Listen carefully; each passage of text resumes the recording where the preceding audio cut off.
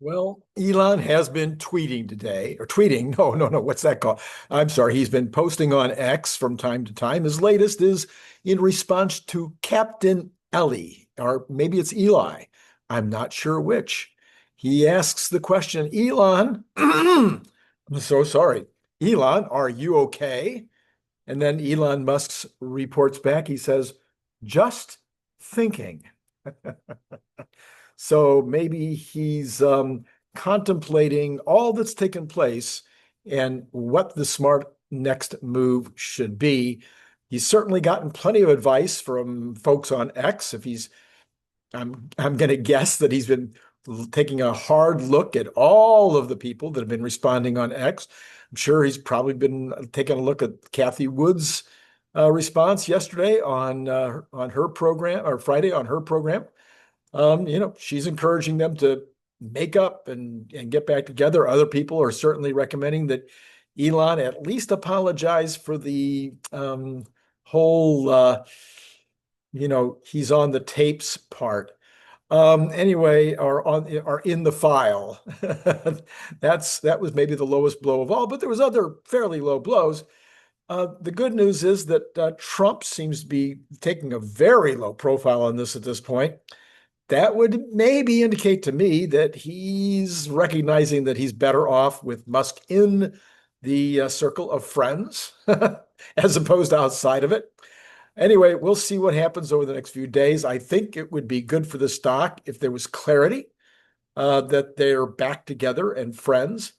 Not sure it'll impact the stock. We'll find out. I'm going to be doing that last tonight because I started before the 5 o'clock hour in California, which is, of course, when Robinhood begins reporting. So we'll get that fresh reporting for you here at the end of this particular show. It says here that Trump and Musk are going from big best friends forever to frenemies. Doesn't change our bullish view of the autonomous path looking forward. Trump, we expect, I think you probably expect also, I don't think it's going to impact the regulatory framework around robotaxi at all. And I think that Mr. Duffy will probably go ahead and make up some rules that will be relevant for everybody, not just for Tesla, but for everybody in the business. That will be very simple to pass, and we'll get the national expectations set shortly. I took a poll today with regard to the Robotaxi launch, and I asked the question this way. I said, the Robotaxi launch will go smoothly enough for a continued ramp. So all I'm asking is, we might have one accident, or maybe we'll have one situation where the Robotaxi gets stuck in some situation it can't get out of, or maybe two of those, or we won't have any accidents, but over the first week or two, that things will go smoothly enough. That's what I say over those 2 weeks. Basically, at the end of my question was, and we'll know by June 30th. So will the Robotaxi launch go smoothly enough for a continuation of the ramp? And that's something we'll know pretty well how things went by June 30th. The first potential answer was 100%. And 35.7, a little over a third of you said, yeah, that's probably right. Very likely was the second choice. That got another 36%. So sorry. For a combination of 72% who believe either 100% or very likely that things will go smoothly. Maybe got another 18.8%. So that's not too bad. Only 10%, actually 9.1%, doubt it. Now remember, this is a very much of a Randy Kirk following that's responding to this. So it's going to be, more or less a Tesla bull that's answering, but that's what the poll came up to. Anyway, this week, we're likely to see the beginning of the rollout. I still have absolutely nothing from my sources to confirm that it's going to be this Thursday. We still think it's going to be Thursday. There's a little bit of news we'll give you in 2 seconds about that. But given the recent sell-off, I'm certainly expecting the stock to move strongly upward this week into those initial tests. Markets are a little soft right now, but I suspect that if LA remains under control, that the markets will applaud that for sure. This is Randy Kirk. Hit the like, subscribe, all that stuff. You know what to do. And joining Patreon would be fantastic. I thank all of you that have recently joined and or have joined here on YouTube. Okay. What's happening this week with regard to the financial economic news that's coming out this week? We start with wholesale inventories on Monday morning. Now, usually I don't think of those as having much of an impact. This week, they might have a little bit of an impact because if we see wholesale inventories building up a lot, that would suggest that all those imports that came in March and early April are stuck in the pipeline. If we get what they're saying we're going to get, which is zero increase, zero decrease, zero, zero, that would suggest that the inventory moved through the pipeline just fine. That would say a lot of good things for the economy. Last month, they went up 0.4%, but again, not expecting any increase at all this week on Monday. Then on Tuesday, the only report we get is the NFIB Optimism Index, one of my favorites, the National Federation of Independent Business. Last month, that was at 95.8%, which was down substantially from where it had been. It had been a lot of excitement with the Trump administration coming in, huge increases in optimism. And then, unfortunately, with the tariffs and everything, we saw that confidence starting to go down. Well, this is suggesting that it's going to be going back up again. That's their guess. I think that's probably true, and it might be even more than what's being pointed out here. The economy seems to be doing okay. Then on Wednesday, this is when we get the biggie. The biggie for this week, the Consumer Price Index, the CPI. Last month, it was 0.2% increase.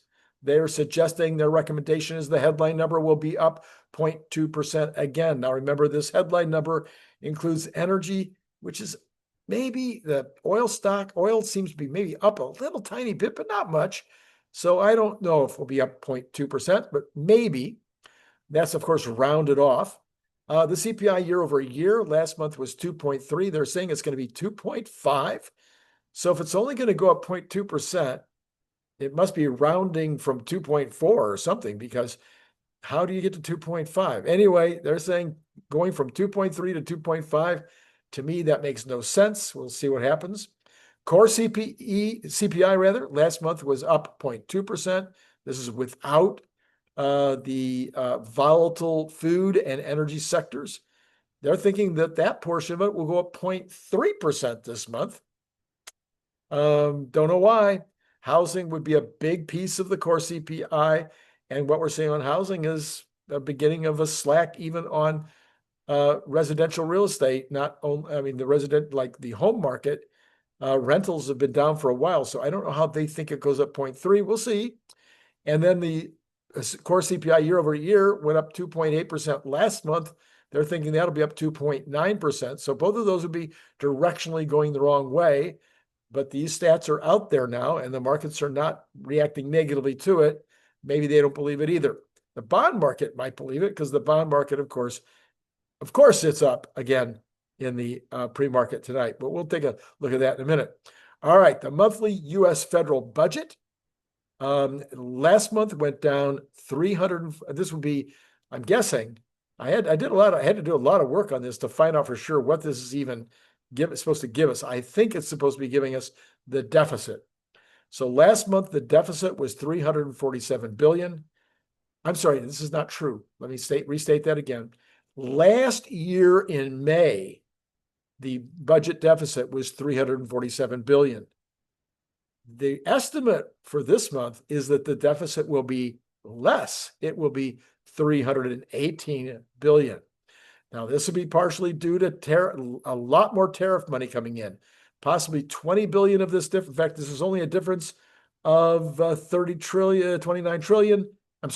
billion, almost 20 of that, 15, 17, 18 of that could be just the additional tariff income.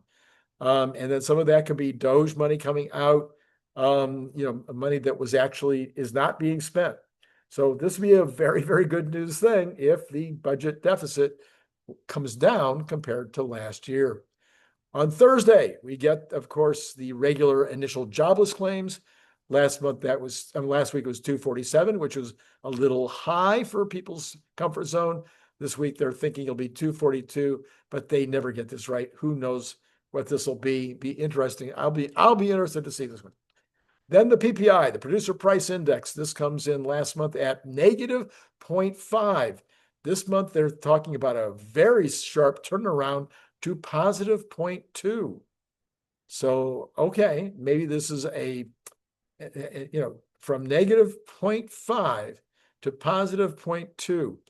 That would be quite a change. Last month, the core PPI was down 0.1. They're not making a guess on that one.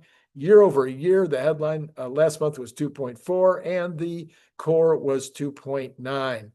So obviously, this is not important as CPI, but people will be paying attention. So we'll see whether we're continuing to see softness. Kathy Wood now apparently has become a fan of Truflation. I'm not 100% sure that I am yet, but it is possible that Truflation Truflation showing around 2% year over year. So we'll see how all that works out. Consumer sentiment comes out on Friday. The consumer sentiment one is the one that has been the most baffling from the University of Michigan. They're suggesting that will be moving up as consumers get more and more excited about the tariffs not being a threat, about inflation staying under control, about Trump doing everything right. Oh, did I say that? Okay. Anyway, I've been over the week, over the last 2 or 3 days, I have listened to hours and hours and hours of reporting by various experts regarding the economy. And I've read many, many articles regarding people's opinions about the economy. And at this point, there's only one expert that I can find that's calling for a recession in Q3, and that's Elon Musk. As I said the other day, I don't think he's right. I don't think there's going to be a recession. I think we might even be talking about a 3.0 or higher number in the third quarter. And also, he says it's going to be caused by tariffs. And I think that that's not right. So I do think that there's a possibility that this was just one of those throw out lines by Elon during the anxious hours of the back and forth between POTUS and him. And maybe he wasn't serious. He was just trying to get another barb in there. Anyway, I think the economy is going to do fine the rest of the year. And then eventually, maybe by the fourth quarter, be doing a lot better than fine. And by the way, the bond market is definitely suggesting they think it's not going to be bad. Let's also keep in mind, the bonds, even at these levels, 4.5, it's not that unusual. It's not that shocking. I wish it was 3.5. I hope it goes to 3.5, but 4.5 is not that crazy. Anyway, I want to also mention just real quick about the LA riot situation. Or riots are not really riots yet, kind of the disturbances. That's good. I like disturbances. Look, the ICE efforts in Los Angeles are 100% legal. And in fact, from anything I can tell, they're doing exactly what they said they were going to be doing. And that is they're still going after illegal immigrants who are primarily going after those who have also got criminal activity. Now you say, well, why were they going into a Home Depot to pick somebody up at Home Depot? Well, maybe that's what they learned is where some criminal individual was hanging out, was at Home Depot. So just because you're a criminal doesn't mean you don't try to make legitimate money also. Anyway, that seems clear. There, as far as I know, I can't even find a claim by the left that any of their actions, any of ICE's actions in LA are illegal. We also know that LA and the state of California are not going to do anything to help ICE. And in fact, I'm sure that ICE believes they're not even going to do anything to protect them. And there's no evidence that they are or were doing anything to protect them. So the protests, of course, are legal. That is, unless there's illegal acts. And there's been lots of illegal acts. You can watch it on TV. You can watch it on X. You can watch it anywhere you want to. But there's been lots of illegal. There's been fires. There's been throwing projectiles at vehicles. There's been direct assaults on ICE agents. There's been all kinds of illegal activities, destruction of government property, destruction of other property, tons of illegal activity. So for those Democrats that are claiming that it's just all peaceful, they're just flat doing what they have been doing all along. They are looking you in the eye and lying to you, even though you can use those very same eyes to see that there's clearly illegal activity going on by some of those protesters. The National Guard was called up 100% legally. People who are calling it authoritarian to bring up the National Guard are also full of bunk. The rules are very, very clear. The National Guard can be called up by the president to protect federal agents, to protect federal buildings. For those two purposes, the Guard can be called up to protect federal property and federal the ICE agents, for instance. They don't have any authority to arrest. They have no authority to interrogate. They have no authority to do anything but protect those agents. And that's what they're doing. And so far as I can tell, I haven't heard anyone make a claim or show me a picture of the National Guard doing anything other than protecting those agents. So they're 100% in the right to do that. There have been multiple lies told by Democrats and their intention is clearly to inflame. That is illegal.